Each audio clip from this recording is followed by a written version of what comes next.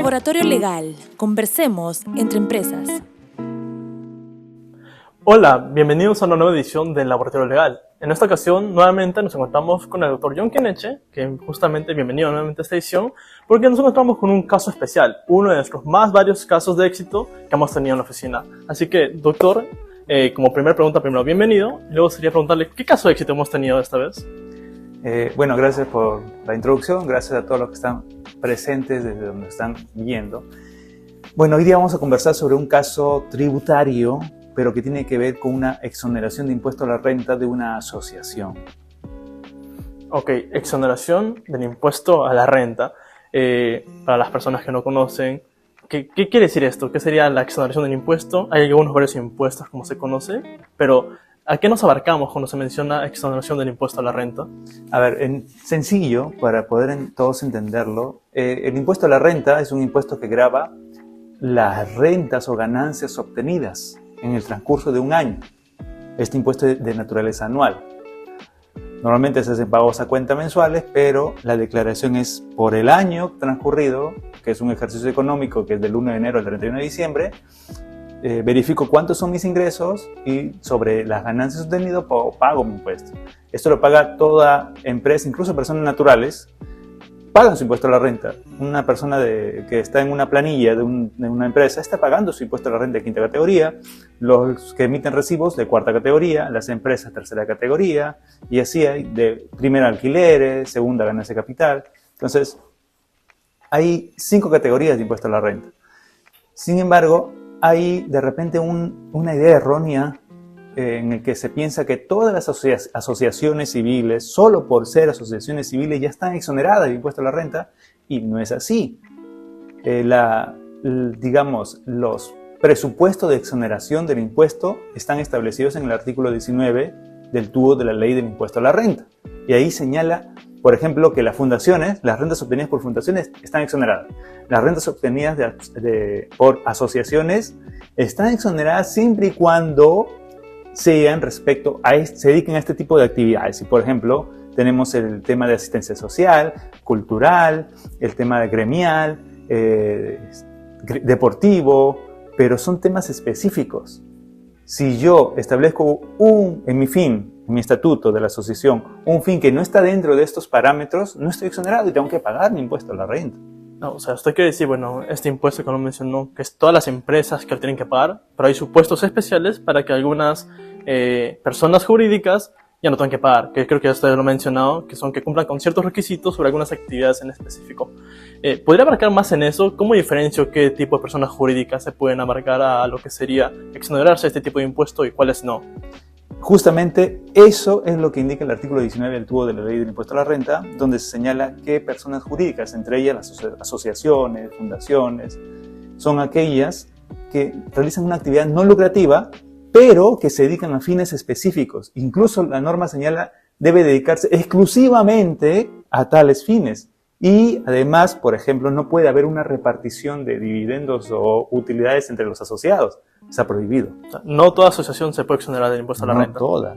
Y hay un procedimiento incluso. O sea, no basta, de repente el fin de mi asociación sí está dentro de los presupuestos, pero tengo que hacer un procedimiento para que SUNAT evalúe mi estatuto y me dé la resolución que me declara como persona jurídica exonerada del impuesto a la renta. O sea, no es un procedimiento automático, para poder decirlo en ese sentido. No es que yo me constituyo como asociación, cumplo con los fines y ya estoy automáticamente exonerado. Tengo que seguir un procedimiento para que recién se me declare esa exoneración, ¿verdad? Así es. Ok, y eso es justamente de lo que estamos tratando en este caso de éxito que se ha tenido. Sí, a ver, tenemos 2 resoluciones, ¿ya? Primero presentamos la solicitud. Ya tenemos la asociación, la ONG, algunos lo conocen como ONGs, ¿no? Personas jurídicas sin fines de lucro que tienen algunos fines sociales, culturales, ¿no? Y esta ONG, digámoslo así, constituida legalmente como una asociación civil en registros públicos, se constituyó, ya tiene su testimonio de constitución, su partida registral. Entonces vienen y preguntan cuál es el siguiente paso. Ok, si queremos exonerarnos del impuesto a la renta, tenemos que presentar una solicitud a SUNAT. Solicitud que se presenta y SUNAT tiene un plazo de 45 días hábiles para respondernos.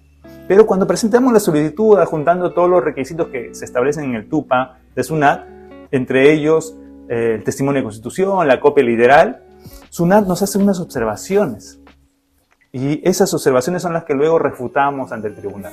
¿Cuáles son las observaciones que hace SUNAT? Aquí están, miren. Cuando SUNAT analiza, primero analiza los fines. Dice, respecto a los fines, se observa que persigue el fin de asistencia social, el estatuto, previsto en el inciso B del artículo 19 del TUO de la Ley del Impuesto a la Renta. Por lo tanto, sí cumple con el requisito de exclusividad de fines. O sea que los fines de esta asociación sí se dedican exclusivamente a un fin que está catalogado como exonerado de impuesto a la renta. Ok, sí cumple en fines. ¿Qué más? Pasa al siguiente punto a analizar, porque varios puntos analiza SUNAT, de la no distribución de rentas entre los asociados. Y allí señala que los incisos D y G del artículo 9 del estatuto señalan que los asociados tienen derechos a participar en las actividades de la asociación y a gozar de todos los beneficios que brinda la asociación y sus asociados, por lo que podría producirse la distribución de rentas entre sus asociados. Eso nos dice SUNAT. Y ahí es donde nos sorprende y finalmente dice en ese punto, por lo tanto, las solicitantes, que es la asociación, no cumple con el requisito de no distribución de las rentas que exige el inciso B del artículo 19 del TUO de la Ley del Impuesto a la Renta. Y ahí ya tenemos un problema. Ok, es prácticamente que la Constitución o todo el Estatuto está supuesto a esta evaluación que hace SUNAT y justamente la interpretación que ellos tienen para ver si es que finalmente nos proceden esa solicitud que nos exoneren del impuesto a la renta, ¿verdad? Así es. Pero ya como vemos en estos casos, hay veces que también SUNAT lo interpreta de manera errónea a lo que verdaderamente es. Claro, tiene un criterio, pero todo criterio es discutible. Ahora, ¿qué otro punto analiza? El destino del patrimonio en caso de disolución. Y en este caso, o sea, según la revisión que hace SUNAT, la asociación destinará el patrimonio resultante de la liquidación a una entidad sin fines de lucro que persiga fines similares a los de la asociación.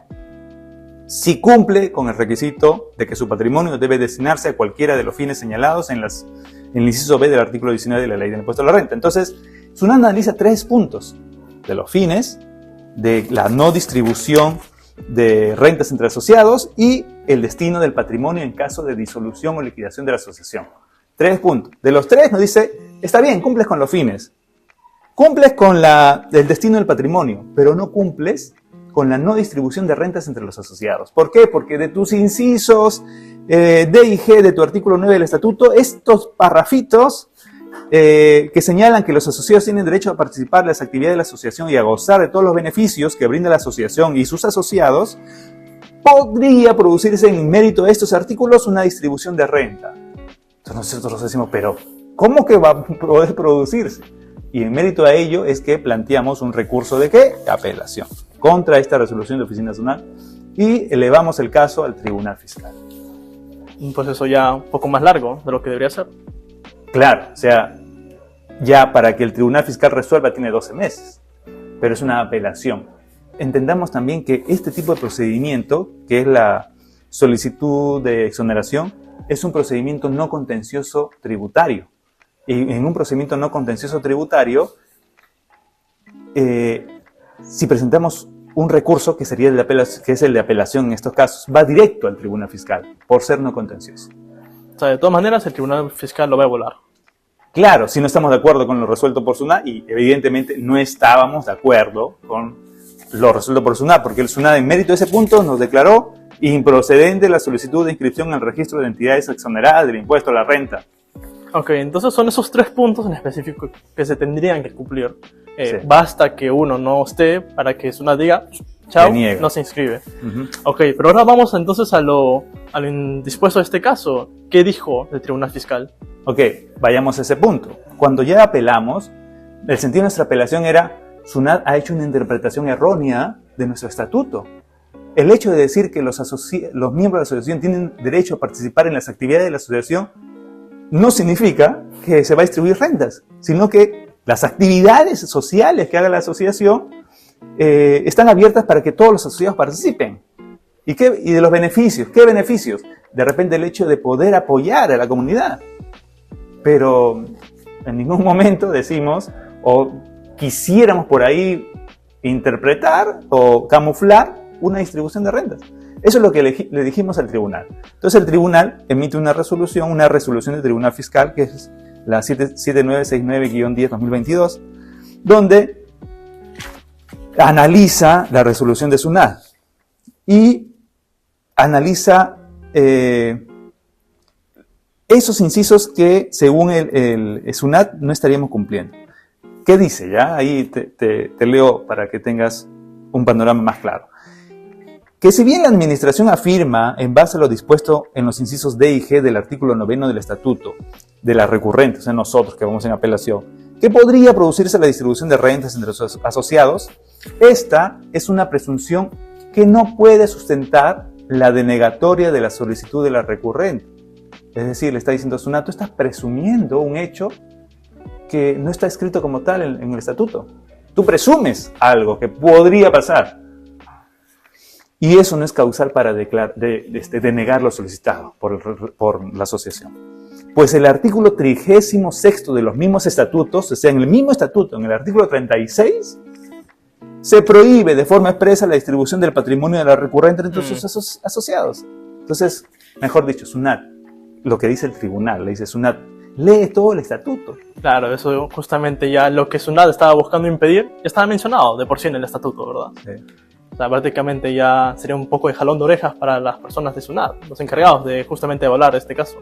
Claro, o sea, le dicen SUNAT, revisa, mira, tú presumes en base a estos incisos, pero en el artículo 36 del estatuto, ahí te están diciendo, te están poniendo de manera expresa que está prohibido la distribución de patrimonio entre los asociados. En el propio documento ya estaba de por En el sí. propio documento, sí.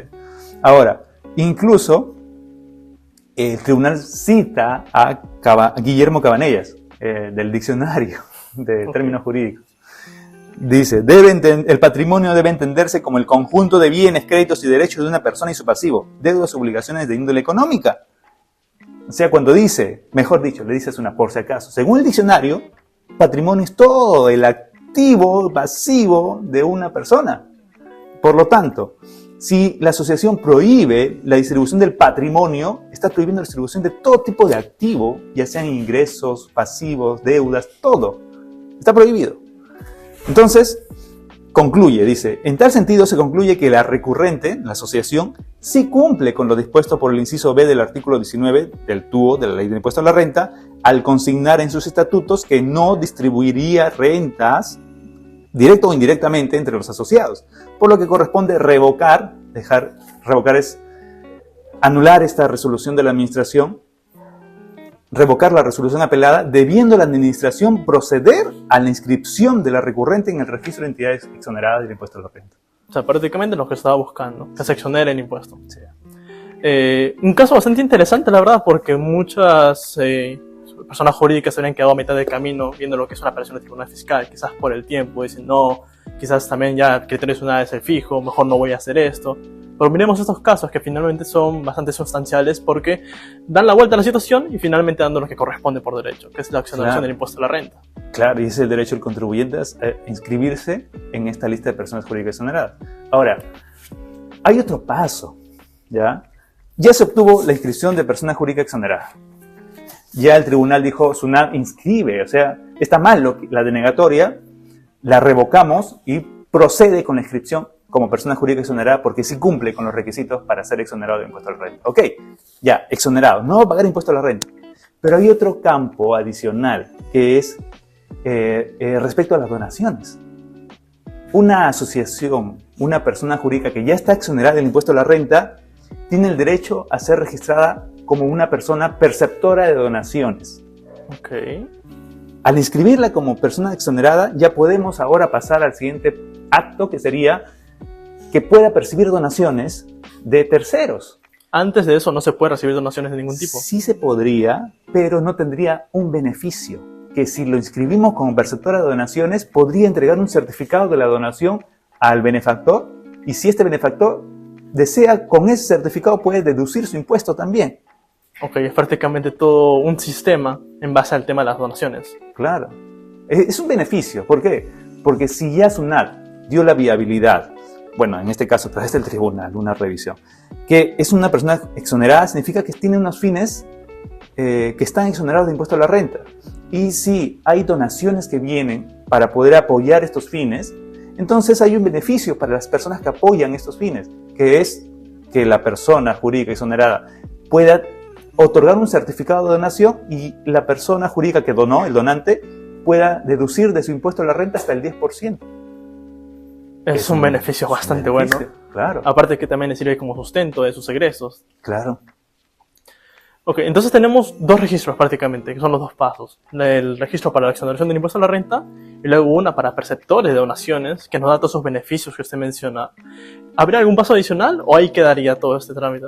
Con eso ya tendríamos lista la persona jurídica para que no pague impuesto a la renta legalmente y segundo, para que pueda recibir donaciones y darles un beneficio a los donantes. Claro, ya recibir donaciones, pero con un concepto de beneficios para todos. Claro, o sea, también se beneficia por esa donación quien dio la donación para reducir ese impuesto. Yo inclusive incentivaría a las demás personas a que promuevan este tema de dar donaciones, ¿verdad? Claro, porque estarían también reduciendo su impuesto. Es un beneficio del Estado. Ahora, con eso ya podría trabajar tranquila la asociación o la ONG, ya simplemente tendría que cumplir sus otras obligaciones tributarias, laborales, contables, que tiene que cumplir como toda persona jurídica, pues, ¿no? Ok, entonces para sintetizar todo esto, tenemos que no basta con que se constituya una asociación o una ONG, sino que hay todo un procedimiento adicional para poder ya tengamos todas las de la ley para decir que es una asociación la cual está exonerada del impuesto a la renta y la cual está como perceptora de donaciones. Ajá. Y a poder ir en su camino, sus actividades con todo lo que debe tener legalmente. Sí. Ok, es un supuesto bastante interesante porque muchas, digamos, empresas o personas jurídicas que se constituyen como asociación desconocen quizás estos puntos, quizás se constituyen como asociación y no conocen cuáles son los puntos específicos que deben tener para ser exonerados del impuesto a la renta, o quizás están en esos puntos, pero no saben que pueden ser exonerados del impuesto a la renta. Claro. Vale, es un caso bastante interesante, entonces, para todos esos supuestos. No sé si usted tenga alguna consideración o recomendación, quizás para esas personas que están considerando constituir una ONG o las que ya tienen constituidas una ONG. Solo un punto, que es que el artículo, para saber cuáles son los fines, ahorita nos estaremos preguntando todos cuáles son los fines que pueden ser exonerados. A ver, según el artículo 19 de la Ley del Impuesto a la Renta, son fines exonerados los fines de beneficencia, asistencia social, educación, cultural, científica, artística, literaria, deportiva, política, gremiales y de vivienda. Todos esos fines estarían exonerados.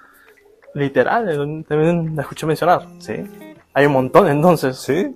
De literaria, un fin literario también. O sea, yo constituyo una asociación dedicada para la promoción de la lectura, también entraría en esto. Sí.